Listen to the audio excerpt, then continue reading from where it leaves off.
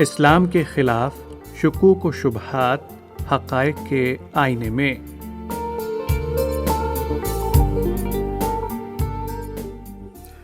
سامعین کرام، السلام علیکم ورحمۃ اللہ وبرکاتہ۔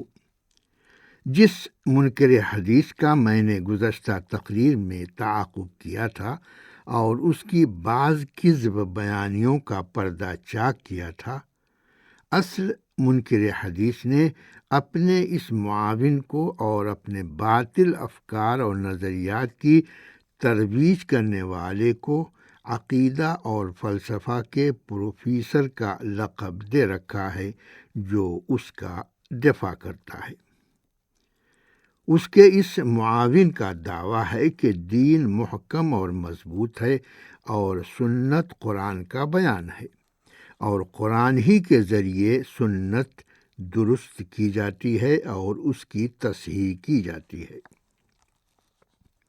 وہ آگے لکھتا ہے کہ جب نبی خاتم پر جھوٹ گھڑنے والے بعض لوگوں نے آپ کے خلاف خروج کیا تو اللہ تعالیٰ نے ان جھوٹ گھڑنے والوں سے ہمیں متنبہ فرما دیا اور ہمیں اس طرح قرآن کی طرف واپس کر دیا کہ مطلق ماخذ و مرجع قرآن ہی ہے۔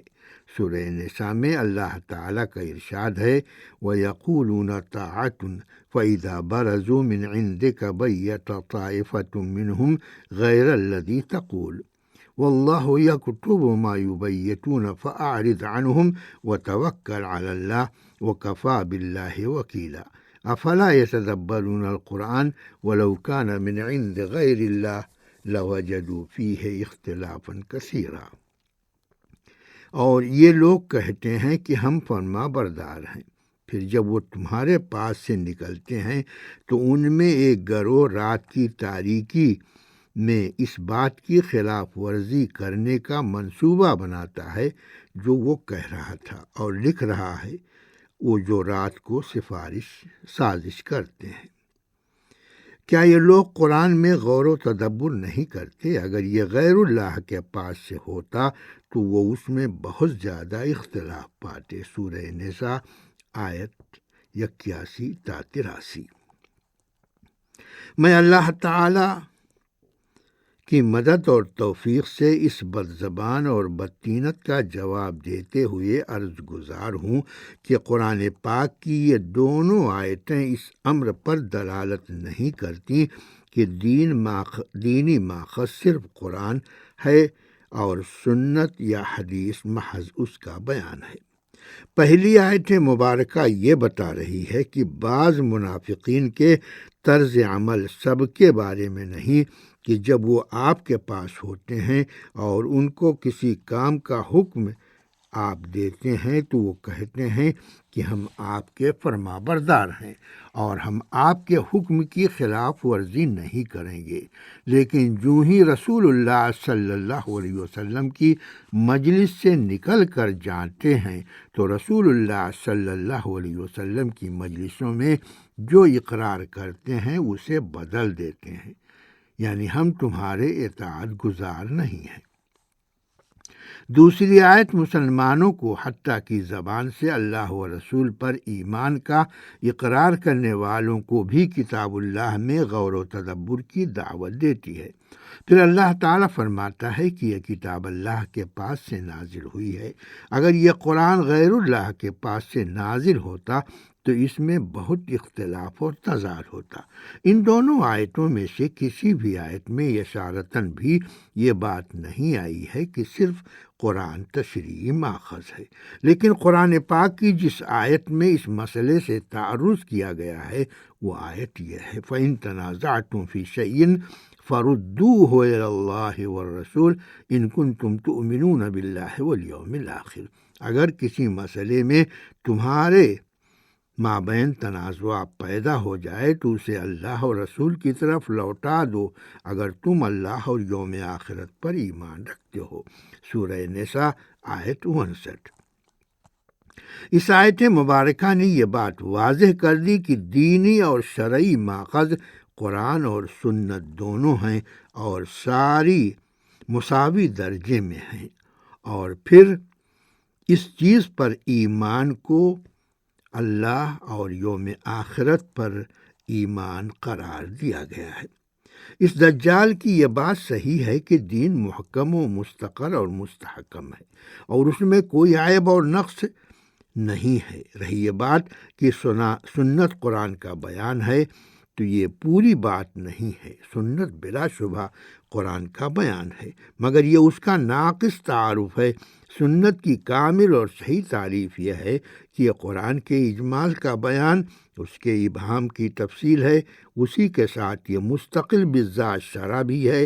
دراصل قرآن و حدیث کا باہمی تعلق وہی ہے جو اللہ و رسول کی باہمی طاعتوں کا تعلق ہے۔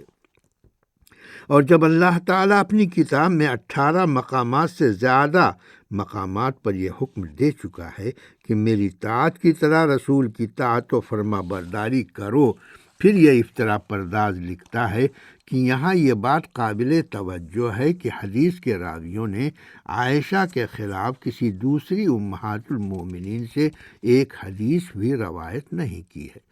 تو کیا یہ دوسری امہات المومنین اس درجہ جاہل تھیں کہ نبی صلی اللہ علیہ وسلم کے ساتھ رہتے ہوئے آپ کی ایک بھی حدیث یاد نہ رہ سکی؟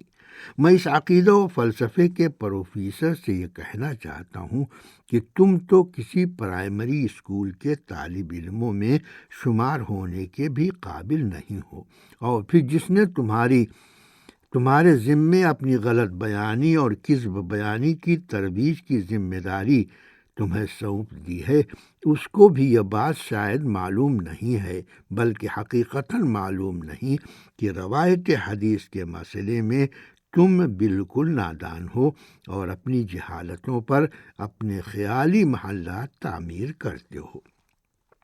چنانچہ تمام امہات المومنین کی مرویات ایک ایک کر کے میں تمہارے علم اور سامعین کے علم میں لا کر تمہاری اس جہالت کا پردہ چاک کر دینا چاہتا ہوں۔ سودا بنت زمعہ رضی اللہ عنہا سے نبی صلی اللہ علیہ وسلم نے حضرت ام المومنین خدیجہ رضی اللہ عنہا کی وفات کے بعد نکاح کیا۔ ان سے 5 حدیثیں مروی ہیں۔ 2 حفصہ بنت عمر رضی اللہ عنہما سے نبی صلی اللہ علیہ وسلم نے 3 ہجری میں نکاح کیا۔ انہوں نے نبی صلی اللہ علیہ وسلم سے 60 حدیثیں روایت کی ہیں۔ 3 ام سلمہ رضی اللہ عنہا رسول اللہ صلی اللہ علیہ وسلم کے نکاح میں سن 4 ہجری میں آئیں۔ انہوں نے آپ سے 37 حدیثیں روایت کی ہیں۔ 4 زینب بنت جحش رضی اللہ عنہا سے نبی صلی اللہ علیہ وسلم نے سن 5 ہجری میں نکاح کیا۔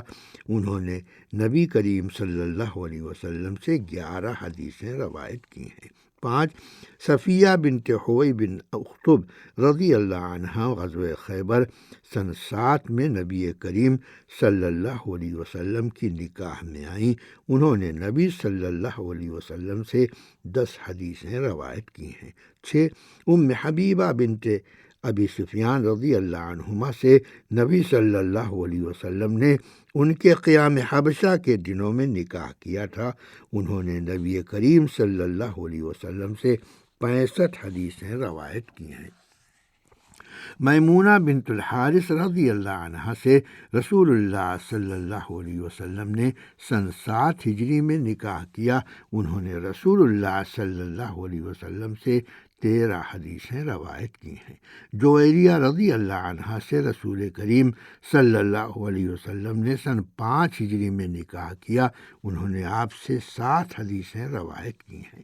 عائشہ بنت ابی بکر رضی اللہ عنہما سے نبی کریم صلی اللہ علیہ وسلم نے قبل از ہجرت مکہ میں عقد نکاح کیا اور مدینے میں 2 ہجری میں ان کی رخصتی ہوئی۔ انہوں نے نبی صلی اللہ علیہ وسلم سے 2210 حدیثیں روایت کی ہیں، جن میں 174 حدیثوں میں بخاری اور مسلم میں اتفاق ہے۔ 52 حدیثوں کی نقل میں امام بخاری اور 69 حدیثوں کی روایت میں امام مسلم منفرد ہیں۔ یاد رہے کہ ام المومنین کی حدیثوں کی یہ تعداد تکرار اسناد یا اسناد کے متعدد ہونے کا نتیجہ ہے، ورنہ ایک ہی سند سے اگر ان حدیثوں کو شمار کیا جائے تو ان کی تعداد 1000 سے بھی کم ہے۔ دوسری امہات المومنین کے مقابلے میں ان کی یہ مرویات قابل لحاظ ضرور ہیں، اگر یہ بات رہے کہ ان کی روایات کے موضوع کی اہمیت کے پیش نظر چونکہ کتب حدیث میں ان کی سندیں بہت بڑھ گئی ہیں، اس لیے یہ تعداد زیادہ ہو گئی ہے۔ اس کو میں مثالوں سے بیان کر چکا ہوں۔ پھر بھی چونکہ نبی صلی اللہ علیہ وسلم کی زندگی کے اس مرحلے میں وہ آپ کی رفیق حیات تھیں جب احکام بہت نازل ہوتے تھے اور اسلامی شریعت کے بہت سارے احکام رسول اللہ صلی اللہ علیہ وسلم نے لوگوں کو دیے، پھر اگر ام المومنین کی ذہانت اور یادداشت، تعلیم و تحصیل کی عمر کو بھی ذہن میں رکھا جائے تو 2210 حدیثوں کی مثال ایسی ہے جیسے 2200 آیتیں، اور جب ان کو سندوں میں تکرار کے ساتھ دیکھیں تو امر واقعہ میں ان مرویات کی تعداد 1000 سے بھی کم ہو جاتی ہے۔ ان تفصیلات سے کیا یہ بات تشتزبام نہیں ہو جاتی یا یہ جھوٹ واضح نہیں ہو جاتا کہ یہ منکرین حدیث جو دعویٰ بھی کرتے ہیں وہ ان کے خانہ ساز ہوتے ہیں، ورنہ وہ تو براہ راست کچھ بھی معلوم کرنے کی صلاحیت نہیں رکھتے۔ غور فرمائیے کس حجالت اور حیا کے بغیر یہ دعویٰ کر بیٹھا کہ محدثین نے ام المومنین عائشہ کے سوا کسی اور ام المومنین سے کوئی حدیث روایت نہیں کی ہے۔ پھر مزید یہ کہ حدیث محدثین اور راویان حدیث سے متنفر بنانا بھی ایک بہت بڑا اور ناپاک مقصد تھا۔ کیا اس کے بعد بھی ان کے کسی حوالے پر اعتماد کیا جا سکتا ہے؟ یہی دروغ گو اور فتنہ پرداز ایک دعویٰ یہ کرتا ہے کہ ابن خلدون کے مطابق ابن عباس کی مرویات میں صرف 100 کے لگ بھگ حدیثیں صحیح ہیں۔ اس جھوٹے دعوے کی نکارت بیان کرنے سے قبل یہ واضح کر دینا چاہتا ہوں کہ وصولی بحثوں میں ہمیشہ ان کتابوں اور ان علماء کے اقوال سے استدلال کیا جاتا ہے جو زیر بحث سے متعلق ہوں۔ غیر متعلق کتابوں اور مصنفین کے اقوال سے وہی استدلال کرتا ہے جس کی جھولی دلائل سے خالی ہو۔ ابن خلدون اپنے علمی مقام و مرتبے کے باوجود نہ محدث تھے اور نہ ناقد رجال، اگرچہ وہ جامع ازہر میں صحیح بخاری پڑھاتے تھے۔ پھر اس طرح کے مسائل میں لکھنے والے اور بولنے کے لیے کوئی بات ناپ تول کر زبان سے نکالی جاتی ہے۔ دراصل امام شافعی کی جانب عبداللہ ابن عباس رضی اللہ عنہما کی جن مرویات کو صحیح قرار دیا گیا ہے ان کا تعلق صرف قرآن کی تفسیر کے بارے میں ہے۔ نبی کریم صلی اللہ علیہ وسلم سے ان کی مسموعات سے اس کا تعلق نہیں ہے، لیکن عصر جدید کے یہ مجددین علم حدیث کی ابجد سے بھی واقف نہیں ہیں اور نہ ان کو یہی پتہ ہے کہ اس طرح کے اقوال کہاں سے حاصل کیے جائیں۔ حافظ سیوطی محدث بھی تھے اور مفسر قرآن بھی، مزید یہ کہ مسلکاً شافعی بھی تھے۔ انہوں نے اپنی کتاب اتقان میں یہ قول نقل کیا ہے، اس کے الفاظ ہیں: لم یثبت عن ابن عباس فی التفسیر شبیہ مئۃ حدیث۔ تفسیر کے موضوع میں ابن عباس سے مروی اقوال میں 100 کے مانند بھی روایات ثابت نہیں ہیں۔ الاتقان صفحہ 472 جلد 2، التفسیر والمفسرون صفحہ 88 جلد 1۔ واضح ہو کہ امام شافعی رحمہ اللہ نے اپنے مذکورہ ارشاد میں تفسیر کی کتابوں میں متداول ابن عباس کے تفسیری اقوال مراد لیے ہیں، نہ کہ نبی کریم صلی اللہ علیہ وسلم سے ان کی مروی احادیث۔ اس سے جہاں مذکورہ منکر حدیث کا خبث باطن معلوم ہو جاتا ہے، وہیں یہ بھی کہ یہ لوگ بے حد جھوٹے ہوتے ہیں۔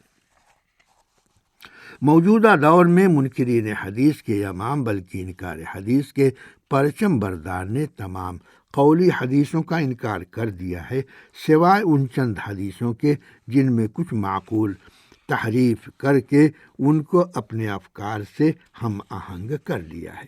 اس نے رسول اللہ صلی اللہ علیہ وسلم کے اس ارشاد من کذب علی متعمدا فلیتبوأ مقعدہ من النار، جو میرے اوپر جان بوجھ کر جھوٹ بولے وہ اپنا ٹھکانہ جہنم میں بنا لے، اپنے اس دعوے پر اعتماد کیا ہے۔ کسی بھی صحابی کے قول پر یہ اعتماد جائز نہیں ہے، کیونکہ ان میں ایسے بھی تھے جو جان بوجھ کر جھوٹ بولا کرتے تھے، ورنہ رسول اللہ صلی اللہ علیہ وسلم عمومی شکل میں یہ بات نہ کہتے۔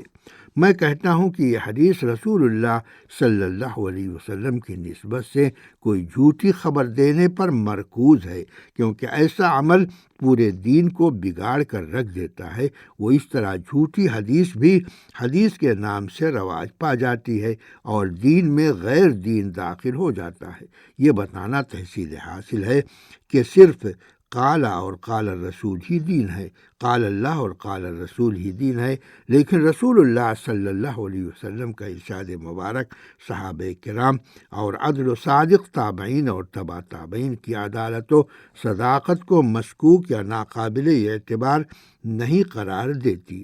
ان پاک باز لوگوں کی صداقت اور عدالت تجرباتی بھی ہے اور مشاہداتی بھی، اور لوگوں کے ساتھ معاملات کی کسوٹی پر بھی ان کی صداقت اور عدالت پرکھ کر دیکھی جاتی ہے۔ خود اللہ تعالیٰ نے ان صحابہ کرام کی تعریف ان الفاظ میں کی ہے، فالذین آمنوا بہ وعزروہ ونصروہ واتبعوا النور الذی انزل معہ اولئک هم المفلحون۔ تو جو لوگ اس پر ایمان لائے، اس کی توقیر کی، اس کی حمایت کی اور اس روشنی کی پیروی کی جو اس کے ساتھ نازل کی گئی ہے، وہی کامیاب ہونے والے ہیں۔ سورہ اعراف آیت 157۔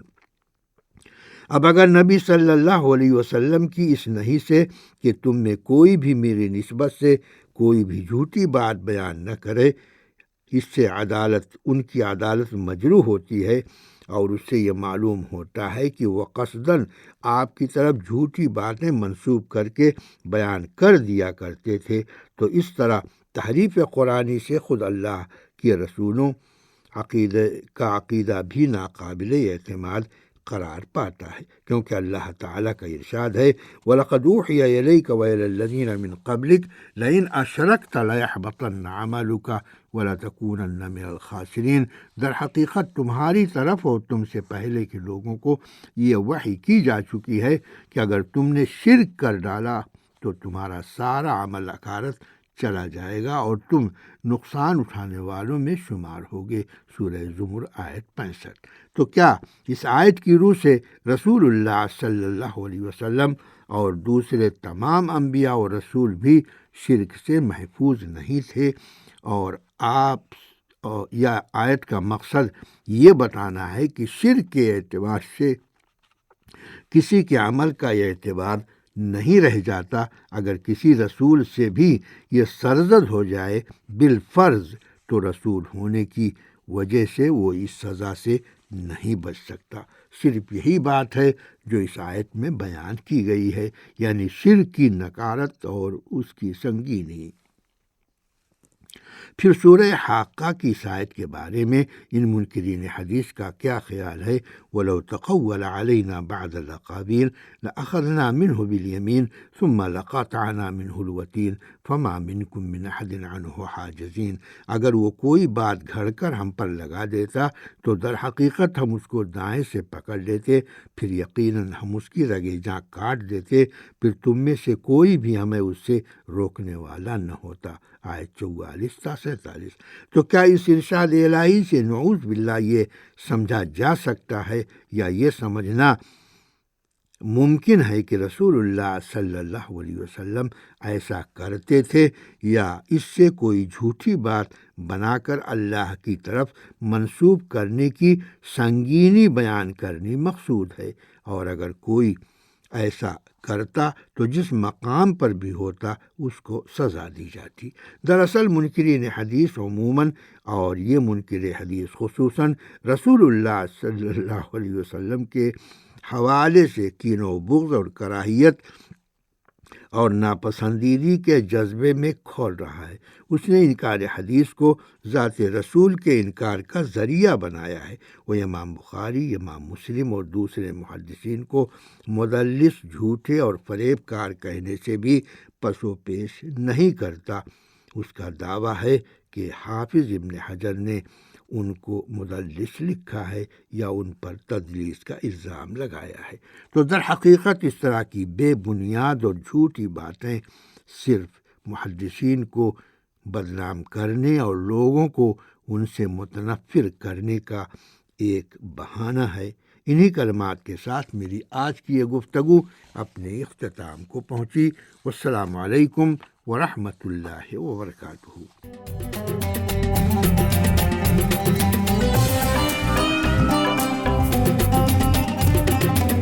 سعودی عالمی اردو نشریات